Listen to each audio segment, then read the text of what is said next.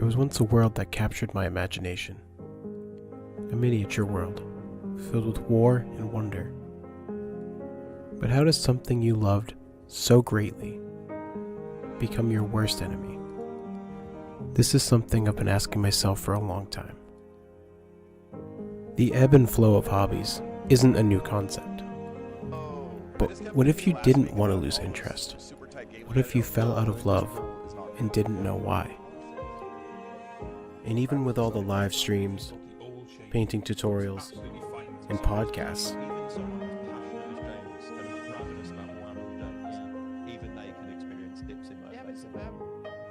I somehow managed to lose my way. Wargaming and hobbying has always meant a lot to me. It's been something that I've been interested in my entire life. I remember going into the hobby store and seeing these little painted skeletons and these undead knights on horseback, and it always drew me in. In 2020, I had been hobbying in wargaming for about 6 or 7 years. I started a TikTok account where I did painting videos and stuff like that, and I think it got somewhere to about 1,000 followers. I don't even really know what the number is anymore, but somewhere along the way I kind of just lost it. During the height of COVID, ironically, I was in a very good mental upswing. I was working, I was slowly growing a platform, and then I had a varied series of kind of manic depressive episodes, and it all just kind of went away. Seconds become minutes, minutes become days, days become weeks, months, and then years, and then all of a sudden your interests don't really interest you anymore. And I would really like to get those back.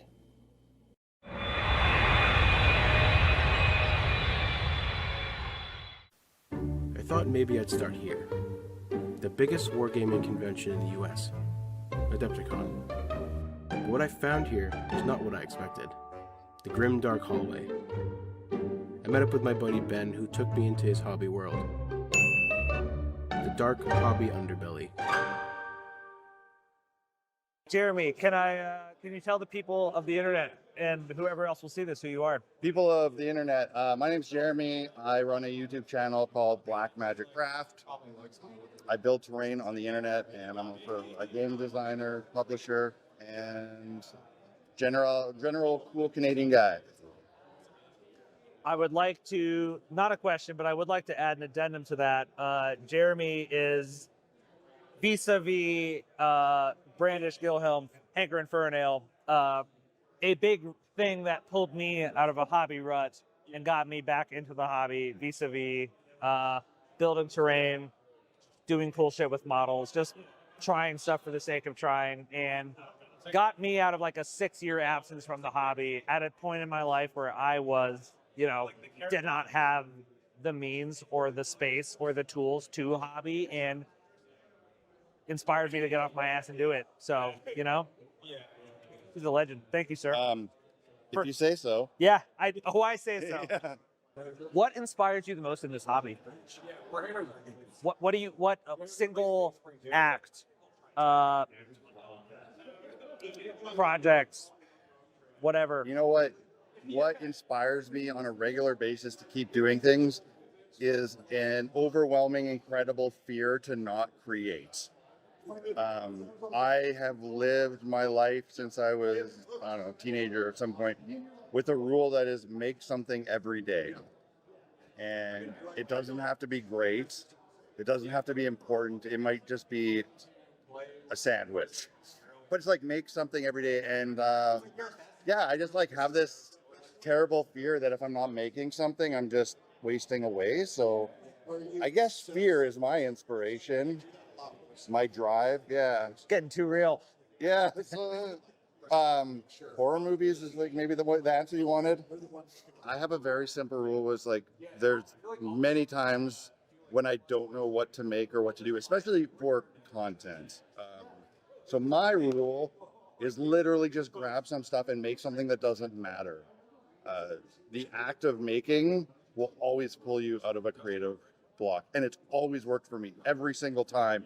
And actually, I'm here at Adepticon, with vending a game that I published that literally started from a creative block where it was after Christmas, everybody's kind of lazy. I needed to make something. I didn't know what to make, so I pulled out a bunch of bits and I made a little piece of terrain. And it was like nothing I've ever made before. And I said, "What's this? Where does this live?" And from that little creative block piece of terrain, it grew into a huge world and a whole setting and an entire game and another part of my business now. So just make something. And correct me if I'm wrong, but as a longtime follower of yours, it feels the original Idols of Torment terrain piece felt like something very different than what you had previously done. You know, you were for a long time focused on D&D and RPG adjacent content, or for a very specific setting, and that was very much this is a cool thing, maybe grounded a little in reality, but also with your own unique taste and interests, sort of, and just what you had available to work. Yeah, like I would say that if I had somehow set out to intentionally create something different, a new world, a new universe, like it probably wouldn't have worked out so well. But it was built in just kind of a stream of consciousness, sort of no pressure state, right? The only goal was to finish something. It didn't have a specific purpose, which let me just kind of explore and be kind of wild. And yeah, it created something that I couldn't have come up with if I had done that intentionally, for sure. I will say, though, as a consumer of the stuff you produce, I think that a lot of the stuff that feels very uniquely you, and not that it can't be other people, but the thing that feels like this is Jeremy Black Magic Crafts, like shit, or the things like the creepy, diorama of the old house with the monster in the basement. Or like Hellraiser and other VHS like vignette diorama things. Those things speak to like, this is a passion. This isn't what's gonna be a big hit, what's gonna get a lot of views. This is you. Those are the pieces that I built because I wanted them. Yeah. Now, as a content creator, a YouTuber, obviously there's always the draw to try to do things that will be successful and popular. For me, more so, I try to do things that will be useful. I think that's my main goal, is like, how can I actually give something of worth to people that will help them? And those are not the things I make for me, but the stuff you're talking about, the weird stuff like a bloody snowman in a Christmas bauble for my Christmas tree, that stuff I make for me. And if that translates to being the most genuine, it's because it is. Yes, yeah. Honestly, if I think the enemy of creativity is like just often yourself and a desire to be perfect, or overthinking it. By hook or by crook, get it done. Decision paralysis is my number one enemy, and I hate it, and I do not give in to it. Just put paint on the thing, just snip the thing, just glue the thing.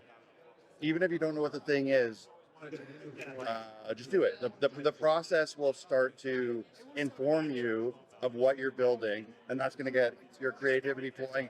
And that's when the biggest thing is that you're going to finish something, and after you're going to go, wow, I did that. And that's going to give you like a sense of worth and happiness, which you might have been missing, right? And I think that's what happens a lot of time with hobbies. People get too in their head about stuff and worry, and then they never finish anything, so they never get like that sense of satisfaction.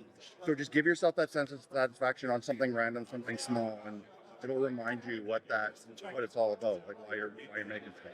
Did you have an aha moment or something that spurred you for your Death Guard project specifically, going from these were models that brought me joy for one reason or another, whether it was the idea behind them or the models themselves or what I wanted to do with them that led you to a satisfying result? Or So actually, I think you're misremembering that a little bit, which is okay. that's fair. Yeah, could be. So the Death Guard models wasn't something that I once loved and lost sight of. It's something that I was never interested in. It was more that I was losing interest in D&D and role-playing games I was getting burned out on. And I saw this world of Warhammer that was kind of interesting, but I always felt that it was kind of intimidating that I wasn't welcome in because it seemed like there was too many rules. And I don't mean rules for the game, but I mean like this has to be painted this way, this has to be painted to this caliber, this has to be this color. And something somewhere, I mean 28 meg was what made me realize that it's like, hey, there aren't, you don't have to follow those rules. So I built and painted a whole bunch of Death Guard models, had a blast doing it, got to work with something I'd never done before, and you know what? Never played a single game with them. I still don't give a shit about Warhammer. But I had so much fun painting those models, and everything I learned, I've applied to basically everything I've done since. So it didn't unlock a Warhammer aha moment, but it unlocked a hobby painting kind of aha moment. Yeah. Thank you for correcting me and keeping. That's okay. No. It's important. Get the facts straight. Get the facts straight. I'm several beers in. Jeremy, thank you so much. I think that's all my You're questions. welcome. Hopefully you get something out of my rambling. And my ramblings.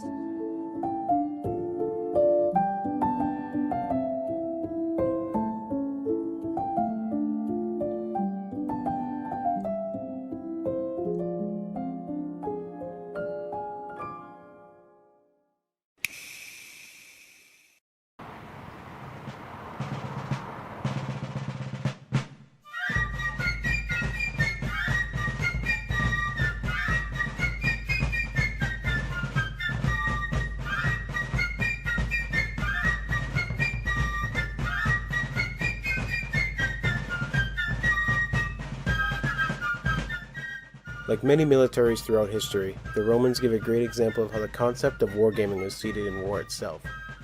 The armies of Rome would fall in rank formations and be segregated into different unit compositions. Each unit had its job and would execute that job with measured precision, or it would fail. Looking over these battles was the general, making sure all the pieces fit and that the objectives are secured. This isn't unlike the wargames we play today. The first commercialized set of miniature wargaming rules was published by H.G. Wells, called Little Wars, in 1913. Yes, the same guy that published War of the Worlds, the first widely accepted alien invasion story.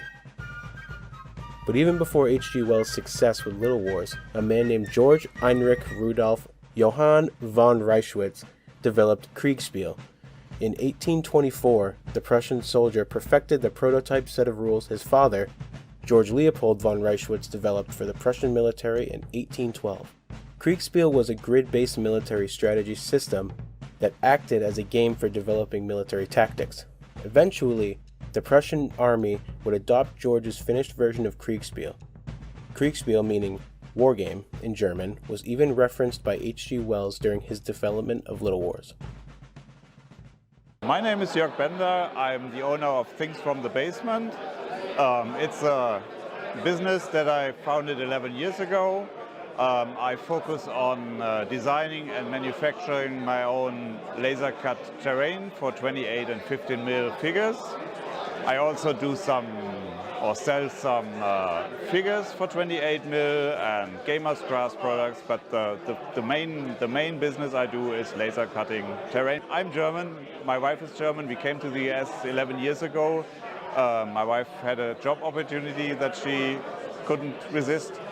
So I was looking for some new field of activity for myself, and I decided I wanted to give the laser cutting a try. I've never done that before, but I was always fascinated by the technology. I did a lot of model building when I was a young boy, so scratch building was a thing for me. I just wanted to see if I can do that kind of as a profession. Sometimes you have a design in your head and you sit down and after a few hours you have your design ready and you can just produce. But sometimes it takes a bit longer or you run into difficulties because it's not working the way you thought it might work.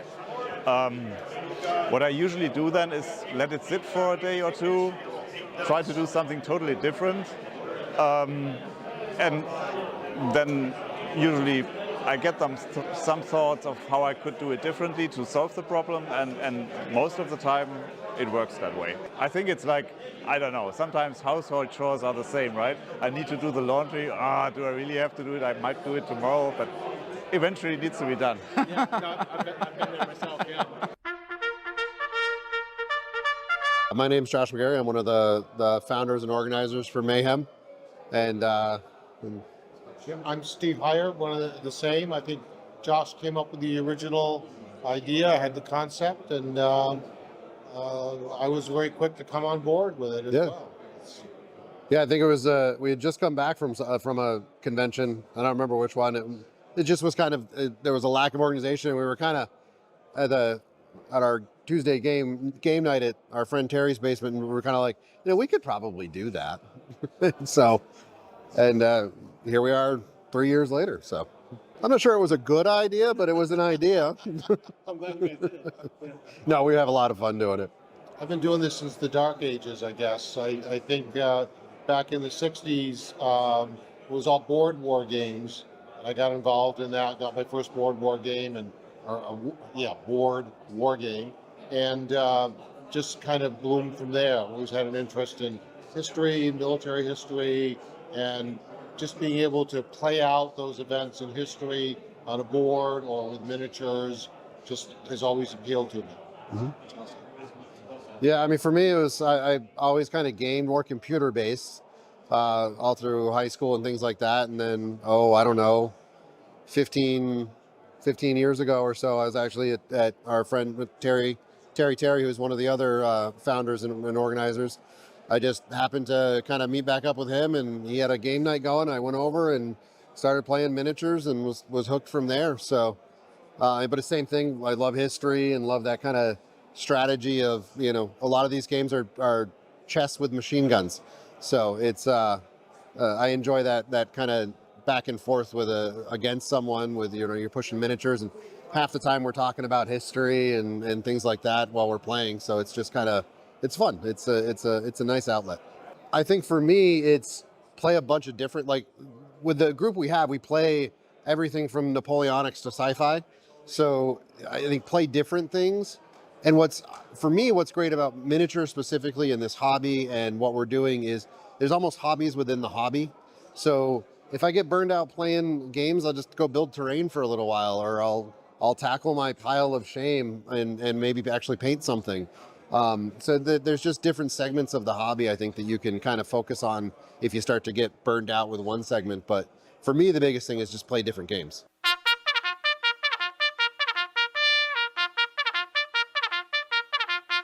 My name's Bo Langless. I'm about to run a game of Burrows and Badgers. I ran a King Kong game earlier in the day, and I'm going to be doing a terrain making class on foam core buildings later tonight. When I was very young, I was always interested in wargaming, but there was no one in my area that played. I found a couple of books at a department store on wargaming, but I collected Airfix miniatures like a lot of guys did back in the 70s and 80s, but I never had a chance to play. And then Warhammer 40K came out, and a bunch of my friends got into that, and I got into that also.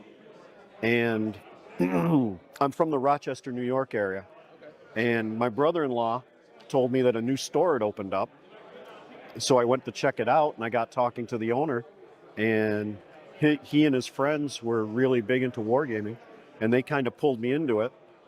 And then it's all evolved into, I'm actually running games at cons. I do a small one-day wargaming event at the Warplane Museum in Geneseo, New York.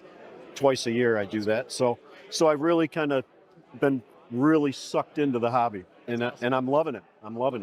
Honestly, I'm a corrections officer as my, night job, actually. And that can be kind of stressful. The actual sitting down and painting little miniature soldiers or little animals or whatever is actually very cathartic for me. Lets me relieve a lot of stress. And so that's really what keeps me going. I I actually do more painting and stuff like that than I do actual playing. Yeah. So coming to events like this is nice for me. I get to play a couple of games. I get to run a couple of games. You get to meet people. It's a lot of fun.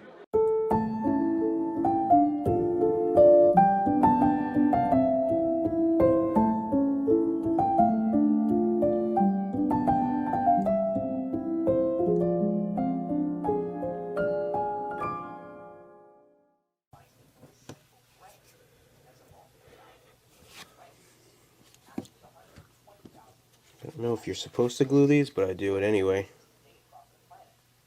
So what the hell else am I going to do with it?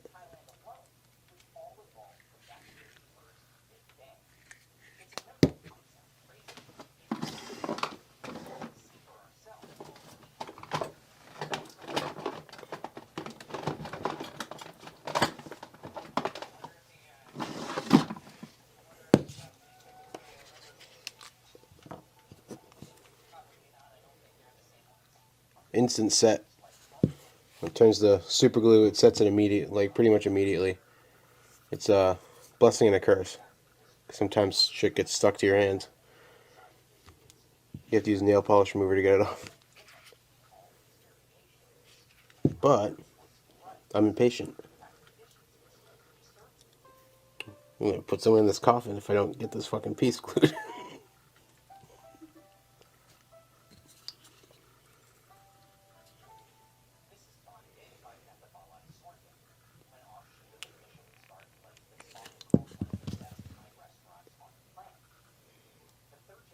You use this stuff, you have to be really fast.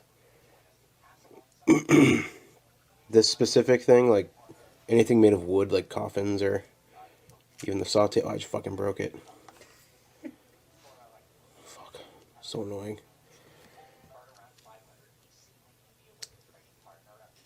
Oh, I can tell this is going to be frustrating. Yeah. No, it's not. Yes, it is. I just broke it. There it is. Things from the basement.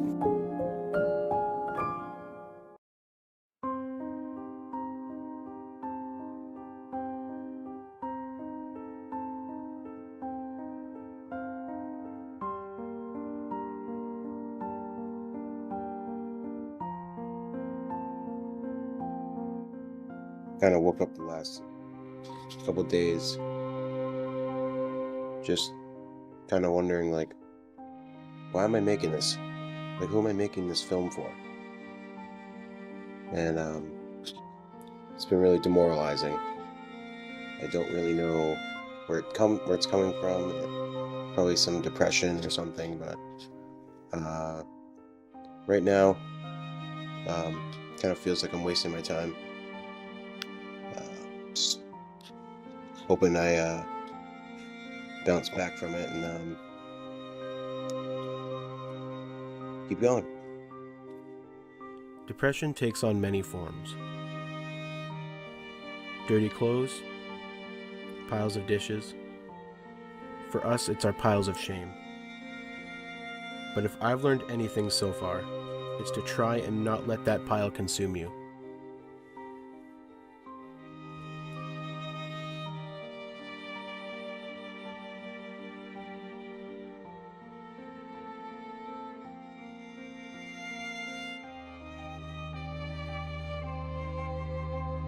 Sometimes it's easier to turn on the game. But the best way out is always through.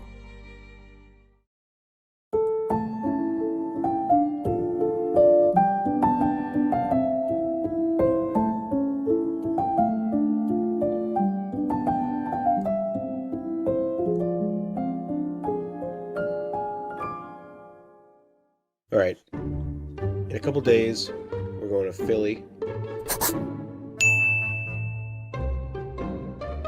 to meet up with FitHammer, and basically I have like 2 days to paint a whole Middle Earth strategy battle game army, which I chose the Warriors of the Dead because I think it's only going to take me 2 days to paint them. It's very easy. So I primed these guys black, then I did like a white dry brush on top of that. That's usually how us people do the slap chop method, we call it. And then we're going to be using this stuff. Yeah.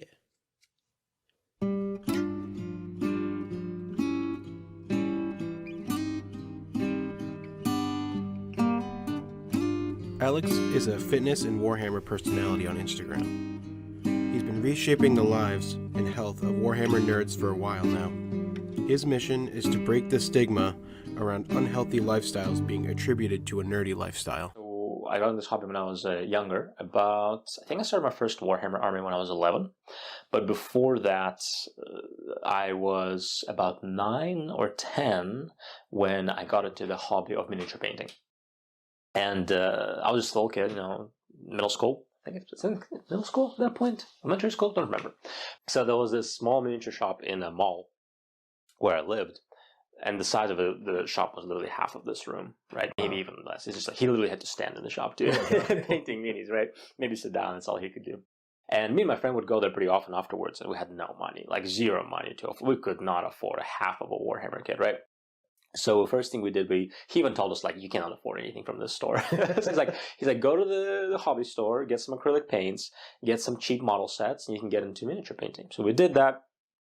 We really enjoyed it, and eventually, begged our parents enough to get us sets. And the first few of my sets were more historical sets, like very small scale historical. Yeah. And then eventually I got my dad to buy me orcs, and I really wanted fantasy orcs, right? I was like really all about fantasy, really liked Lord of the Rings as a kid, all of that, watched it 1,000 times, right? Things like Troy, movies that all inspired me. And the set he sent me was 40k Orc Boys. Oh, I want fantasy orcs. So my first set wasn't even fantasy, it was 40k. And then eventually, months later, I got my hands on Orcs and Goblins starter set from my dad as a gift. I believe it was for my birthday or for Christmas. And that was my first proper army, was Orcs and Goblins. Honestly, it's, what do they say? If you love what you do, you will never work a day in your life, right? And there's a few things I love personally, right? I have like 3 main things I'm passionate about. And one of them is Warhammer and hobby in general. Another one of them is health and fitness. Another one of them is God, right? And I cannot combine all 3, but I can combine 2 of those, right? So I went ahead and created a business, and it wasn't like, oh, let me do this business and it's gonna out of nowhere. It took a lot of time and years of working in different fields and feedback from other people and encouragement from others to actually start FitHammer. And FitHammer is my social media page / Patreon / coaching services / a bunch of free content I provide and encouragement to the Warhammer community to encourage them to be healthier and fitter. And actually, even just yesterday, I made a post on why you would want to lift weights as a Warhammer player, right? And a few things like, well, you'll live longer, so you can enjoy the hobby longer. You'll improve your posture. Yesterday, I was hobbying like this, right? For hours, right? I stayed up until almost 4:30 in the morning. Stayed up, painting minis, just like hunched over for 5-6 hours in a row, right? So you better believe my posture was garbage. But working out will improve that. We have a relatively sedentary hobby, right? So balancing it out with an active hobby is always a good idea. So my goal is to get nerds to be healthier and fitter and be able to enjoy their hobby much longer. So how do I personally get out of a hobby rut? I sign up for a tournament, right? I sign up for a tournament, or I'll sign up, quote unquote, for a game, right? So for example, for a tournament, literally high painted this Moria army, right? It's this list has 44 models. I painted about almost 50 models because I had a few more. And I literally started painting the tournaments today. I started 3 days ago, right? So I painted an RV in 2 days. That's how I do it personally, right? I wouldn't recommend doing it this way, but I need that encouragement. And obviously, for something like a bigger tournament, 2K list, I'm not going to start 2 days ahead of time because you're just not going to get it done. Yeah. But I might start like 2 weeks ahead of time, maybe a couple months ahead of time if I really want to do it. And behind me, I have an Old World army that next week I'm going to do a tournament of Old World, and still have about 800 points I need to finish painting. Well, next week I'll be focusing on that. So that's personally works well for me. As far as depression, I personally don't deal with depression, not often at least. I have other mental health issues that I personally deal with, but I have clients who deal with depression. I have a lot of friends who deal with depression. And in general, there are a few things you want to do, just health and hobby-wise, right? Number one is being gracious to yourself and recognize you are in a bad spot. You're in a bad spot, and that's why things are harder right now, right? You're not a bad person. You are not like unworthy and this piece of garbage. You're just in a bad spot. It's important to recognize, hey, like mentally, I'm not doing great right now. Okay. Number two is surrounding yourself with people who love you, right? If you're alone, you are not meant to be alone. We are creatures who thrive in community, right? As much as you want to be the solo cowboy style persona, you still need people around you. Some people need less, some people need more, right? But you need people around you. To surround yourself with people you love and almost like be intentional about it, even when you don't feel like it. So, every Thursday I get together with my friend and get coffee, right? And I'm just not going to, unless something crazy happens, I'm not going to not do it. And it's just half an hour, but we have that. Sometimes I don't feel like it. I have to wake up early to do that before work, right? It's kind of out of the way. It kind of messes with my schedule, but it's so nice, right? So having, or maybe every Saturday is a hobby night or a Warhammer night, and you go regardless, right? And you don't feel, I deal with anxiety like bad, right? Many times I'll go to a hobby night, right? Or a game night. And initially I'm like anxious going in there, like, well, do I want to be there? Do people even like me there, right? And I get there and 20 minutes in, I'm like, the best experience ever, right? So it's all in your head. So just having those routines and it works into fitness, works into any other area of life. Setting those routines and habits when you are in a good place and continuing to do them, even if to a smaller extent when you're in a bad place. Because when you're in a bad place, you're not going to make those choices. You're going to want to stay in bed and cry to your pillow, right? Yeah. I don't know, pet your cat for 2 hours. I do that. So that's what I recommend is surround yourself with people who love you, have intentional habits involving community, and bottom line, doing the hard thing, not the convenient thing. Well, man, thank you. I think that's all I got. Awesome. I appreciate it, Mike. Awesome.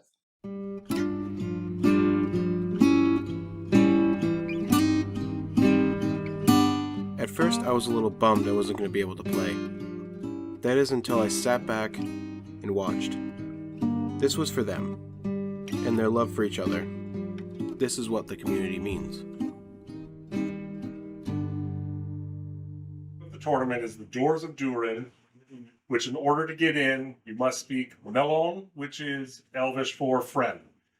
Every one of you here is basically the reason why I'm here. So I love you all. Thank you all so much. So I can't just beat on it really, really hard? Well, you've been doing that for years, so.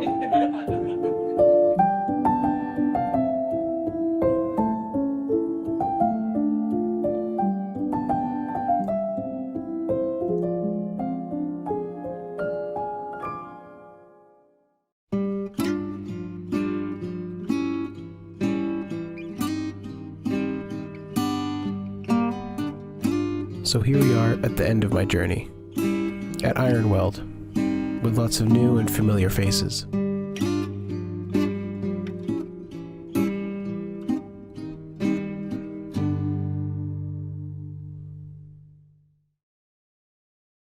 My name is Timothy Colonna. I'm the owner and proprietor of Trenchcoat Minis. We are the publishers of Trilaterum, a 15mm sci-fi battle system, which we developed about 9 years ago.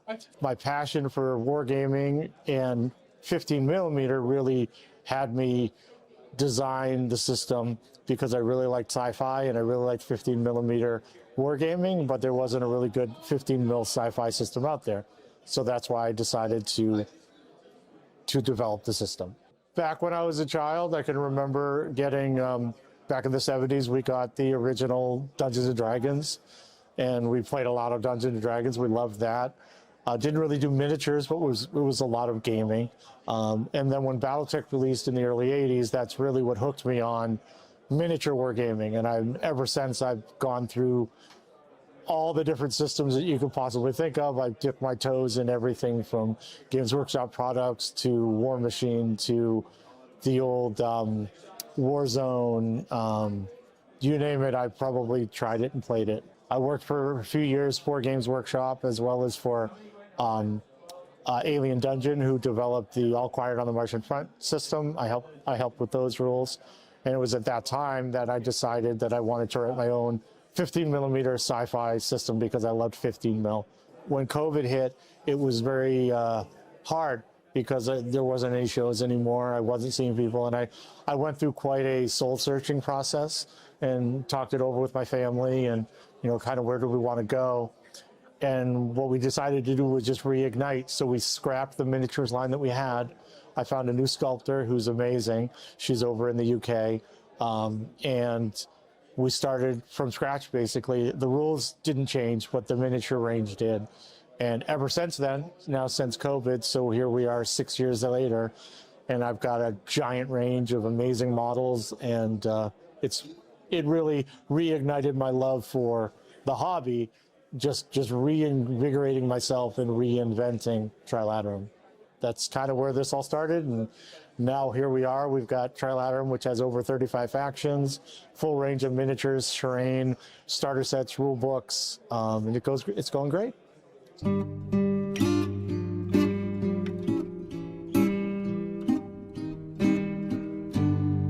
So when I started playing D&D, I really liked the idea of having miniatures and terrain in the games.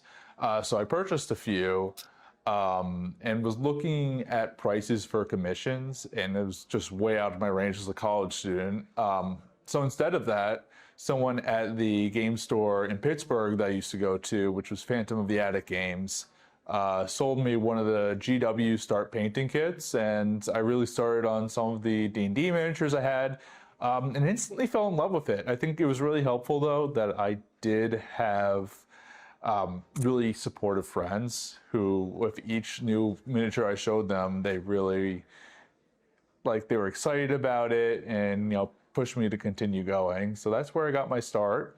And then as far as, when I got my start with really being serious about it was around pandemic time. I had a whole Nighthaunt Army box and really spent my time learning blending and non-metallic metal and other techniques, and really saw myself grow a lot in the hobby there. One thing I'm trying to do right now is, I think in the past, I've just kind of picked whatever paint I wanted off the shelf and kind of stuck to a very basic, here's what color theory says. But right now, I've really been trying to think about, with each of my pieces, who is this character? What about them will inspire how they look? For instance, one of the pieces I really love is the typo negative Cyber Succubus by Neko Galaxies I just finished. Yeah, really great piece. And when I'm going about her, I kind of had the idea, of being such a big music fan. Let me implement music in this, and I decided on typo negative, and I also decided to go for the colors that are on the Bloody Kisses album for her skin tone.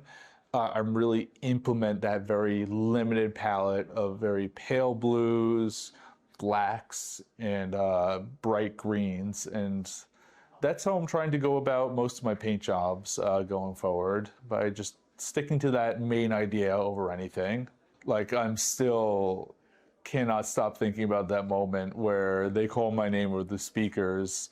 After I was not expecting it, I felt disbelief, because the people up there were painters I really looked up to, and to not only be up there with them, but to have won something amongst them, I will never forget that. There are close seconds in just going to conventions and really talking to people and having some of the most legitimate, fun conversations I have, because there are so many friendly, lovely people in this hobby. I've made so many good friendships that, whenever I go to a convention like this, or particularly the bigger ones, it feels like I'm constantly talking to folks and just enjoying every minute of it.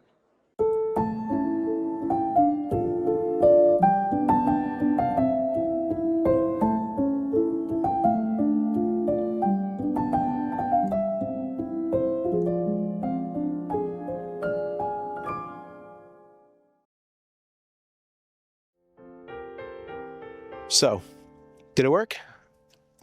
Did I find what I was looking for, what I lost along the way? Yeah, I did. So many amazing people in this hobby showed me that a hobby is just that. It's a hobby. And it's supposed to bring you joy far beyond the likes and the shares. I say this as someone who stopped doing the things he loved because it was too much to handle as a job. And to put it simply, that's bullshit. That's not to say that you can't turn your passion into your career. I actually applaud and I respect that immensely, but just remember that you need to do it for yourself too. If it's really something you love, you should really take the time to enjoy yourself doing that thing. And if you're afraid you're going to be bad at something, it's okay. You're supposed to be bad until you're not. And good and bad are really subjective things anyway, so who cares?